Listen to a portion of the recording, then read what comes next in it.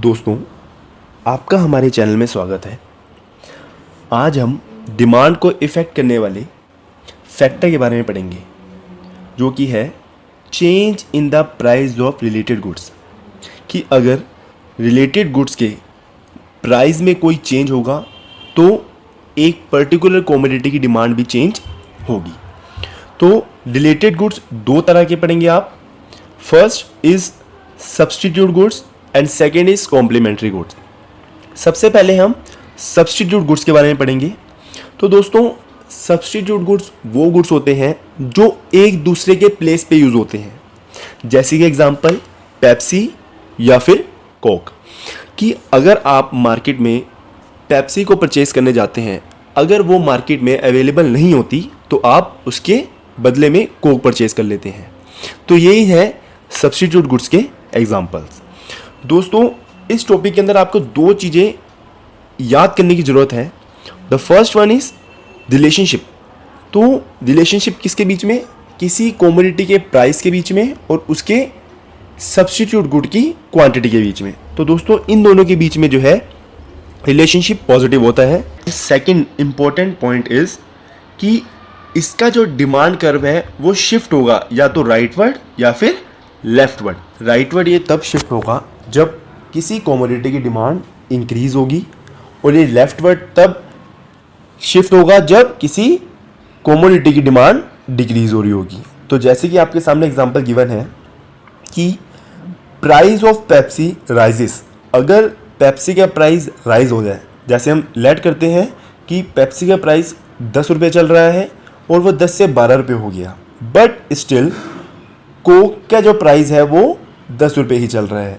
आप ही बताइए, जब आप कोल्ड ड्रिंक परचेज करने जाएंगे तो आप पेप्सी खरीदेंगे या कोक? क्योंकि पेप्सी का प्राइस 12 रुपीज़ है एंड कोक का 10। तो कंज्यूमर जो है हमेशा सस्ते की तरफ जाएगा, तो वो कोक को कर लेगा परचेज। इससे क्या होगा? कोक की डिमांड बढ़ जाएगी। ऑन द अदर हैंड, जब प्राइस ऑफ पेप्सी डिक्रीज होगा, जैसे कि हमने लेट करा था 10 रुपीज़ प्राइस पेप्सी का, तो वो अगर 10 से 5 रुपये हो गया, still price of coke 10 rupees ही है। अब कंज्यूमर जो है किसको परचेज करेगा? पेप्सी को। जिससे क्या हो जाएगा? कोक की डिमांड डिक्रीज हो जाएगी।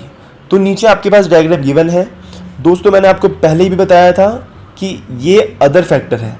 अदर फैक्टर के अंदर जो है जिस कमोडिटी की हम बात कर रहे हैं उसके प्राइस में कोई भी चेंज नहीं आएगा। तो जैसे कि आपने देखा होगा कि प्राइस पेप्सी का चेंज हुआ, बट डिमांड किसी चेंज हो गई? कोक की। क्या कोक की कंपनी ने अपना प्राइस चेंज करा था?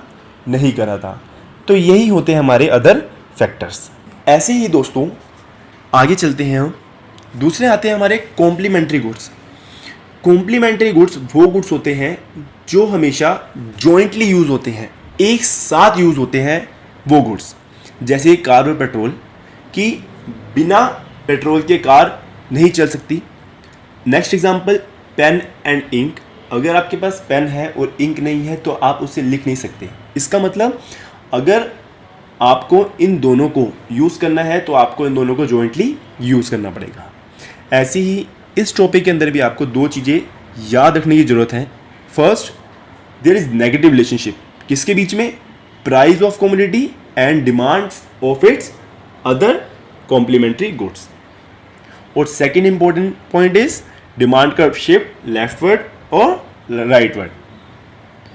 अगर डिमांड इंक्रीज होगी तो वो राइटवर्ड शिफ्ट होगा, अगर डिमांड डिक्रीज होगी तो वो लेफ्टवर्ड शिफ्ट होगा। ऐसे ही इसके अंदर एग्जांपल गिवन है। अगर पेट्रोल का प्राइस बढ़ जाए तो लोग ज़्यादा कार खरीदनी पसंद नहीं करेंगे, जिसकी वजह से कार की डिमांड कम हो जाएगी। और अगर पेट्रोल का प्राइस कम हो जाए तो लोग जो है कार को खरीदना ज़्यादा पसंद करेंगे, क्योंकि अब उस पेट्रोल के प्राइस को वो अफोर्ड कर सकते हैं।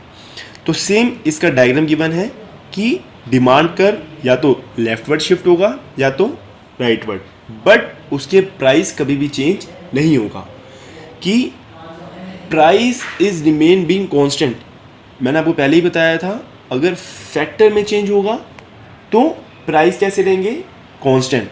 तो मैंने आपको अभी बताया था पेट्रोल का प्राइस चेंज हुआ और कार की डिमांड। क्या कार का प्राइस चेंज हुआ?